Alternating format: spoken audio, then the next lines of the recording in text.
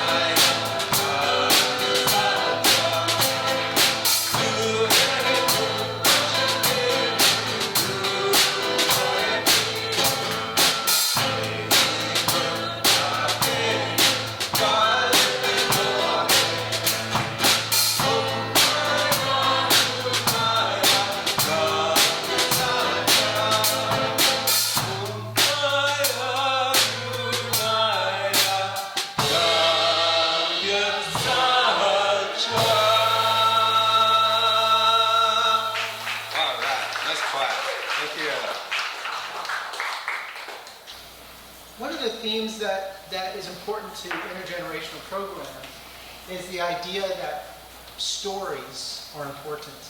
Stories connect us.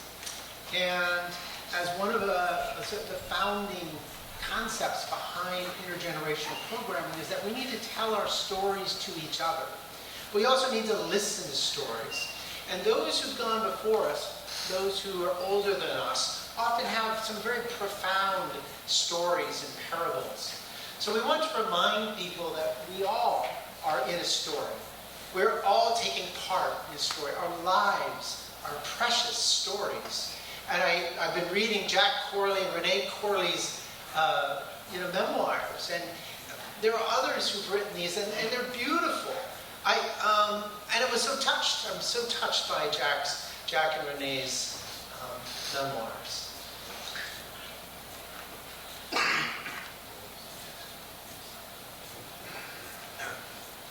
Little help? Today we're going to be looking at a story. It's a parable. I was given this story. I read this as a boy. How many people read The Giving Tree? Okay. So some of us haven't. It's actually considered one of the 10 or 20 most famous and popular children's stories, children's books, ever written. In many ways, when I was given this book last year, I was retiring from my job as a teacher. I had taught there for 29 years, and the superintendent gave a copy of this book to each of us who were leaving the school. And as I had a chance to reread this book, it really struck me how much our Heavenly Mother longs for us to connect with her. The parable, like many parables, has a message, but it probably has more than one meaning.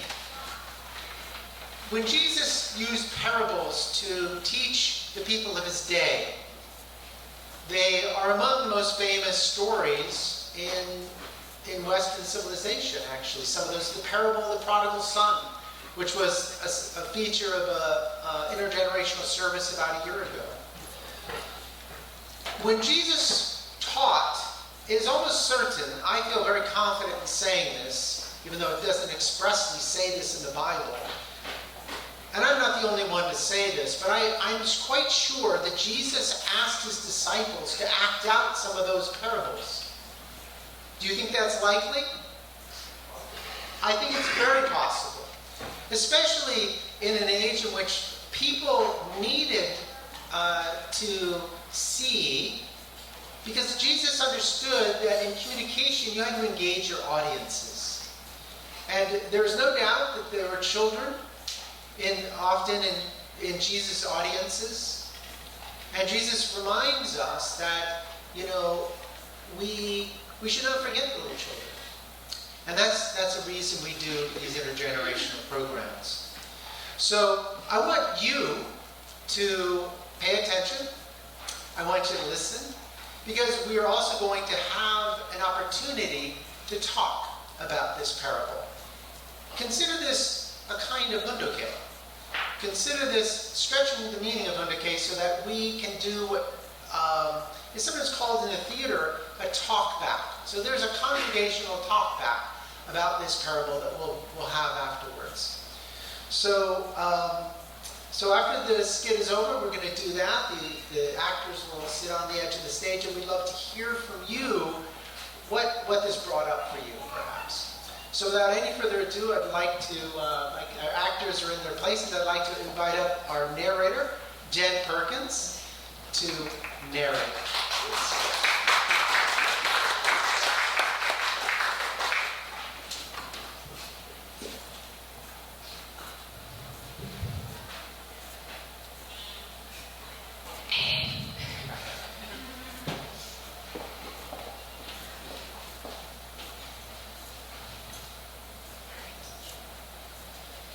Once there was a tree, and she loved the little boy.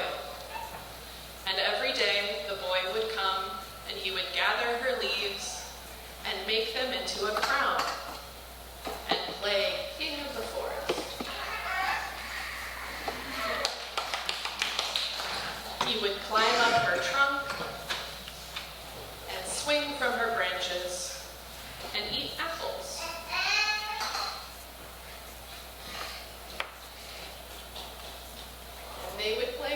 go seek.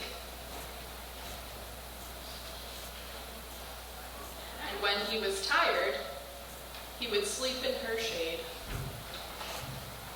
And the boy loved the tree very much. And the tree was happy. But time went by. And the boy grew older, and the tree was often alone.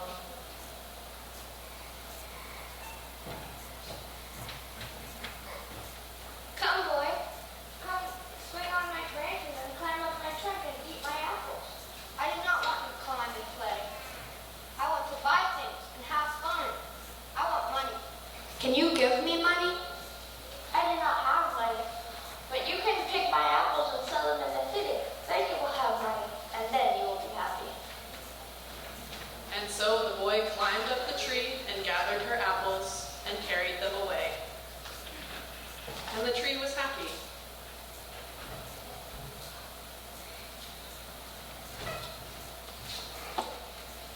But the boy stayed away for a long time, and the tree was sad.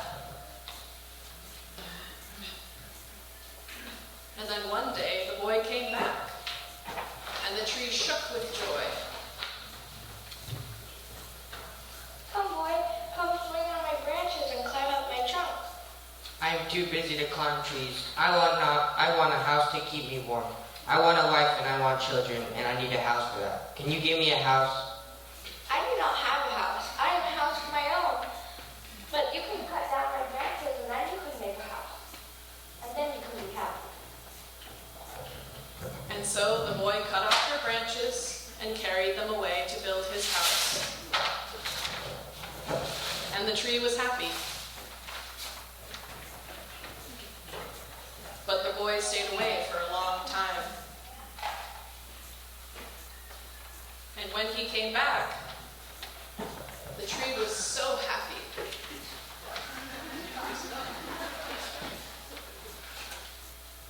Come, boy. Come climb up my trunk and play. I'm too old. I'm tired to play. I want a boat that can take me far away from here. Can you give me a boat? I do not have a boat, but you can cut down my trunk and make one until far away from here, and then you will be happy. And so the boy cut down her trunk and made a boat.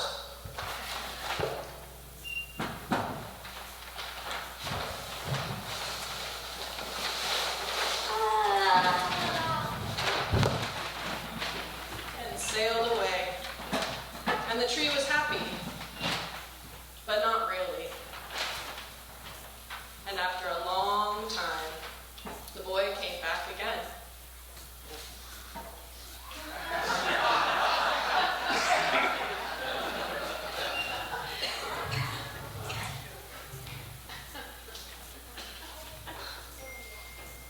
Come, boy, come. I'm sorry, I don't have anything left for you. All my apples are gone. My teeth are too weak to eat apples. My branches are gone. You cannot swing from them. I'm too old to swing on branches. And my trunk is gone. You cannot climb up it. I'm too tired. I can't climb the trunk. I'm sorry, I have nothing left for you. I'm just an old stump. I don't need very much. I just need a place to rest. Sit and rest. I'm very tired. Well, a stump will do nicely for a place to sit and rest. Come, boy, come sit and rest and be happy. And the boy did. And the tree was happy.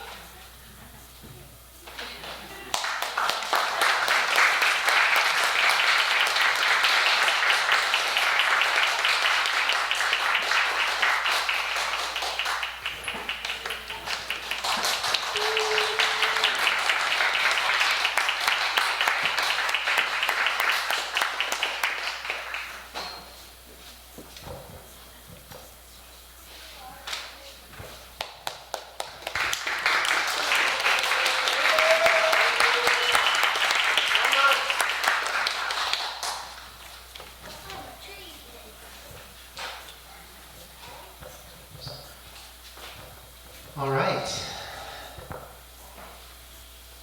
Should we give them one more round of applause? Let's give them a round. So, we have a few burning questions. First of all, what does this message convey to you? What did this parable say to you? Also, we might consider, what might the boy have done differently? Because remember, parables don't always have happy endings. I know people who don't think that this parable is very nice. You think about it from another perspective. But what might could the tree have done anything differently too? Anyway, it's really an open forum, just like we should be able to share freely in the kingdom of heaven. The three great kingships, children, parents, and grandparents, we're all royalty here. So all opinions are welcome. Somebody like to share something? And the actors are also available to share what it was like for them or what insights they gained from performing this. So, yeah, I appreciated that skit being a core part of the service today. And for me, it kind of asked the question of all of us. So, of course, many of us are mothers. We've been in that position, and parents to give and give. But from the perspective of the child, how much do we really know and appreciate what our mothers have given to us and continue to give to us throughout our lives? So, in considering what to share with you all today on the occasion of Mother's Day, I was reminded of a poem by Billy Collins called The Lanyard. It's a story about a boy who makes a lanyard at summer camp as a gift to his mother and reflects on that experience as a grown man. For those who've never made or seen a lanyard, it's essentially a decorative craft that uses thin strands of colorful plastic or use hemp or some other string braided into a boxy design. How many of you have ever made a lanyard before? Oh yeah. So it brings back some memories. I had never seen anyone use a lanyard or wear one, if that's what you did with them. But that did not keep me from crossing strand over strand again and again until I made a boxy red and white lanyard for my mother. She gave me life and milk from her breasts, and I gave her a lanyard. She nursed me in many a sick room, lifted spoons of medicine to my lips, laid cold-faced cloths on my forehead, and then led me out into the airy light, and taught me to walk and swim, and I, in turn, presented her with a lanyard. Here are thousands of meals, she said, and here is clothing and a good education. And here is your lanyard, I replied, which I made with a little help from a counselor.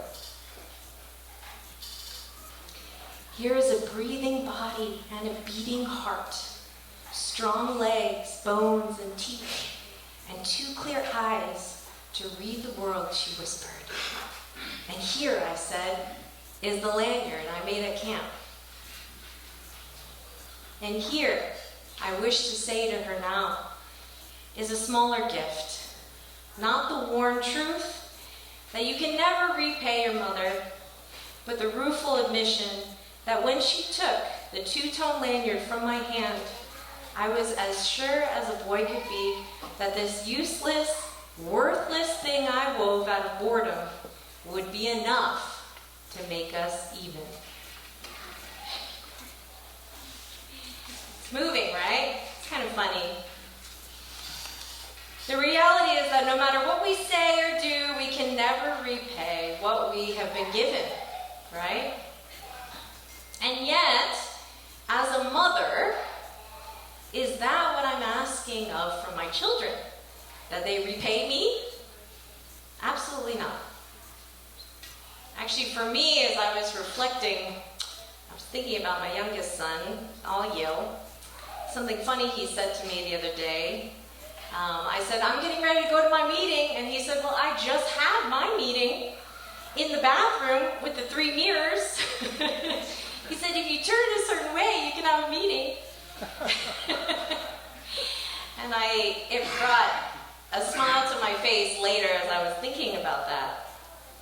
And I'm reflecting that the true delights of my heart are when I see my children exhibiting their divine uniqueness and gifts.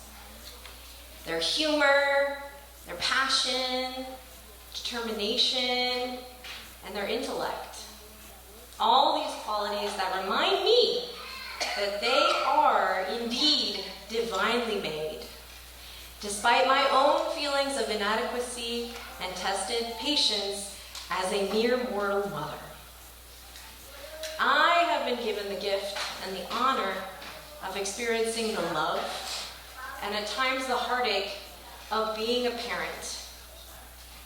And as I continue to grow and mature, I'm beginning to realize and appreciate how great this gift of my life truly is that God has given to me. Like the mother who takes note of all the milestones her child goes through. Actually, Inha is in the back. She's got her 4th baby. I know, right? You keep track of each child. They're so unique and different. God, like that, is always walking with us, encouraging us, holding space, and even at times being surprised by what we say and what we do. Despite my age or experience and being a parent myself, God remains my original parent, and I'm always growing and learning within that love. So last week here in this space, we held a one-day women's retreat. And I shared content based on the peace philosophy of Mother Han, our true mother, who is also the founder of Women's Federation for World Peace USA. And that was the sponsoring event for the retreat. And one part of the program focused on God as both Heavenly Mother and Heavenly Father. And how as women, we have the capacity of tuning into the divine qualities of maternal love because we are the result of such a love and embrace manifested within our Creator. So I shared a story to deepen our understanding of Heavenly Mother's love. And this is the story of the twins, and I'd like to share it with you now. In a mother's womb, there were 2 babies. One asked the other, "Do you believe in life after delivery?" And the other replied, "Why, of course. There's got to be something after delivery. Maybe we're here to prepare ourselves for what will come next." "Nonsense," said the first. "There's no life after delivery. What kind of life would that be?" And the second said, "I don't know, but maybe there's more light there. Maybe we'll walk with our legs and eat from our mouths. Maybe we'll have other senses that we can't understand now." The first replied, "That's absurd. Walking is impossible, and eating with our mouths? It's scientifically proven that the umbilical cord provides everything we need. And the umbilical cord is only so long, so life after delivery is logically to be excluded." The second insisted, "Well, I think there's got to be something. Maybe it's different from how it is here. Maybe we won't need this physical cord anymore." And the first replied, "Nonsense. Moreover, if there's life, why hasn't anybody ever come back? Delivery is the end. And the after delivery, there's nothing but darkness and silence and oblivion." "Well, I don't know," said the second. "But certainly we will meet Mother, and she will take care of us." The first replied, "Mother? You actually believe in Mother? That's laughable. If Mother exists, where is she?" The second said, "She's all around us. We're surrounded by her. We are of her. It is in her that we live. Without her, this world would not and could not exist. So the first, well, I don't see her, so it's only logical that she doesn't exist. To which the second replied, sometimes, when you're in silence and you focus and you really listen, you can perceive her presence. You can hear her loving voice calling down from above. I want to share a couple of words from our Women's Federation USA President, Dr. Katerina Connery. Where does the deep instinctual association of a mother's love with safety, comfort, and warmth originate? For each and every individual, the most profound physical intimacy experienced in a lifetime is in the mother's womb. In this sacred space, mother and child exist as one, wholly united. It is within the absolute embrace of the womb that the child first learns the mother's voice, hears her heartbeat, and is enveloped in her essence. How often am I surrounded by the love, grace, and beauty of the divine, of my Creator, by God, my heavenly parent, like the baby in the womb, but completely unaware. I am the child, growing in my Heavenly Mother's womb. How can I grow so I can recognize her voice or hear her heartbeat? In the womb, the baby breathes amniotic fluid. How can I breathe in and out God's Spirit? How can I reach that skin-to-skin closeness so that I could say that I am in the mother and the mother is in me? I want to close with some words from our true mother. What is the most loved, appreciated, and precious word in human history by men and women, young and old alike? In general, that word is mommy, mom. The most precious being, the mother, has been hidden in history. Since the fall of Adam and Eve, history has been dominated by men. Because of this, fighting and war have continued, and the many conflicts between religions have made it impossible for them to become one. This teaches us that men cannot create peace by themselves. Within the name One Mo Pyonghae Foundation, One is the Chinese character for round, and Mo is the Chinese character for mother. Everyone should be well-rounded without any sharp-edged angles. We should all be like a mother who embraces the different personalities in her family to create harmony. One Mo means a mother of mothers. If there's something that gets in the way, one should be able to expand or contract accordingly, roll here and there to make a well-rounded circle, and finally return to one's original position. Only by doing so can we resemble Heavenly Parent. Pyonghae means a universe filled with true love by caring for people in need and for those in disadvantaged situations with true love and achieving a horizontal equality that has no highs or lows. Seeds of true love must be sowed for the tree of true love and peace to sprout and grow. So in closing, I want to reiterate this question from our skit. How much have we been aware of and appreciative of our mothers? What about our Heavenly Mother? Humanity has suffered until now. Both men and women have suffered because we have not been able to relate with our Divine Mother. We have not been able to honor the beautiful role of true womanhood, nor advance to the completion of true manhood, because we've been unable to connect fully with the heart of our Heavenly Mother. True Mother has come to usher in the completion of the providence, to wipe every tear from every eye, as it states in Isaiah, and trusts us to reorient ourselves in the fullness of our Heavenly Parents' love as our most authentic selves. So may we continue to do our best and be grateful for the time we're living in, and to attune our hearts to God's voice each and every day. Thank you so much.